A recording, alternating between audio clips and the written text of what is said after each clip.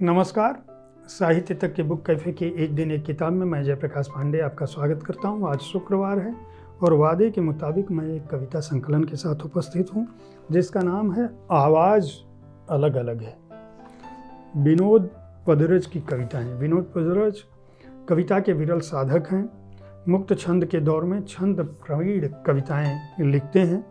लोक के भीतर लोक की थाह लगाते हैं और दिखावे के लिए कुछ भी नहीं लिखते हैं। जो सहज कविताएं लिखते हैं उनमें जीवन का प्रवाह दिखता है, उनमें साहित्य का मर्म दिखता है, आधुनिक प्रश्न दिखते हैं, वनस्पतियां दिखती हैं, आकाश दिखता है और धरती दिखती है।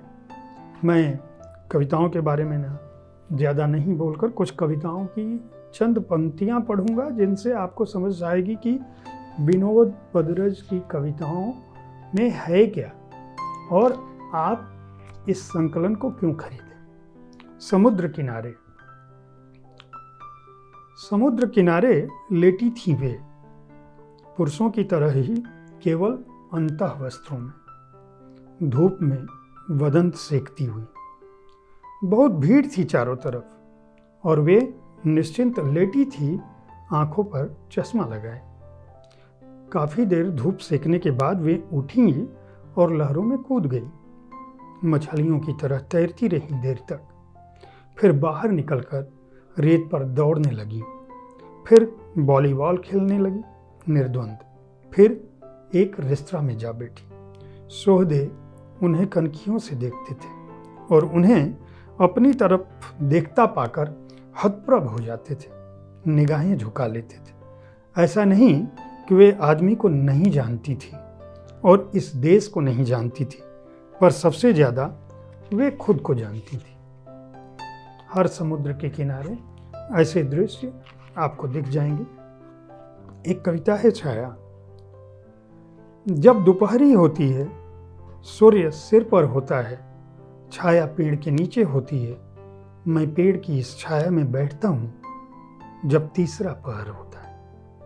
सूर्य तिरछा होता है, छाया भी तिरछी होती है, पेड़ के नीचे नहीं होती, मैं पेड़ की इस छाया में बैठता हूँ। फिर सूर्य अस्त हो जाता है और पेड़ रह जाता है, पेड़ की छाया जैसा पेड़, और पेड़ की छाया चली जाती है, मैं भी चला जाता हूँ। सुबह जब सूर्य उगेगा फिर से, तो पेड़ की छाया भी चली आएगी, जो पेड़ की होते हुए भी पेड़ को छोड़कर चली गई थी, और मैं भी पेड़ के नीचे नहीं, पेड़ की छाया में बैठने चला आऊंगा। दिन।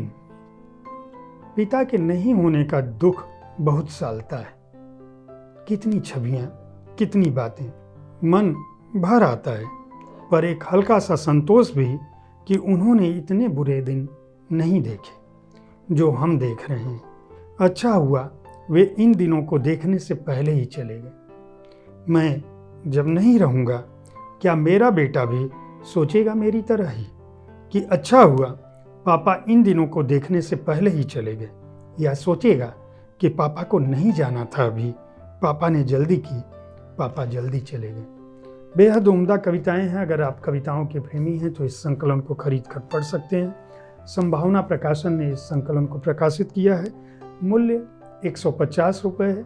मेरी संस्तुति है कि ये कविताएं बहुत ही श्रेष्ठ कविताएं हैं। आज के दौर में जो कविताएं लिखी जा रही हैं उनमें विनोद पदरज ने अपनी एक अलग छाप छोड़ी है। इस संकलन को खरीदकर आप प्रकाशक का उत्साह बढ़ा सकते हैं और कविता संस्कृति, पुस्तक संस्कृति को बढ़ावा देने में मदद कर सकते हैं। उम्मीद है साहित्य तक का यह एपिसोड आपको पसंद आया होगा। अगर आप कविताओं के प्रेमी हैं तो हमारे इस कार्यक्रम में साहित्य तक पर हर दिन मेरे वरिष्ठ सहयोगी संजीव पालीवाल आज की कविता में एक कविता सुनाते हैं। इसके अलावा भी यह कविताओं का कार्यक्रम है, साहित्य का कार्यक्रम है, शब्दों की दुनिया है। बहुत सारे साहित्यकारों के बारे में, किताबों के बारे में हम अलग अलग बात करते हैं। साहित्य तक देखते रहें और अपनी राय से हमें अवगत कराना ना भूलें। धन्यवाद।